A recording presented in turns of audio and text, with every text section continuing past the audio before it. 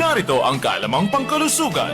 Maraming tao ang nagrereklamo dahil lagi silang nakakaranas ng pagod. Ito ang kadalasang dahilan ng pagkonsulta ng mga pasyente. Kahit nakakatulog sila ng maayos, nakakaramdam pa rin sila ng pagod. May dalawang uri ng pagod. Ito ang physical at psychological. Sa physical na dahilan ng pagod, ang mga sakit tulad ng anemia, problema sa thyroid, diabetes at sleep apnea ang maaaring magdulot ng labis na pakiramdam ng pagkapagod. Ang pagkakaroon ng sobra o kulang na timbang ay maaari ring maging dahilan. Ang pagbubuntis, lalo na sa unang 12 linggo, ay maaaring magdulot ng labis na pagod sa isang babae. Sa psychological na dahilan ng pagod, ang pagkakaroon ng anxiety ay maaaring magdulot ng insomnia o hirap sa pagtulog na maaaring pagmulan ng pagod. Ang pagkakaroon ng depresyon ay isa ring dahilan. Maaari ring makaramdam ng pagod mula sa pag-inom ng maraming alak at pagkain ng hindi masustansyang pagkain. Lenny Wong Olivo, NDBC, Bida Balita.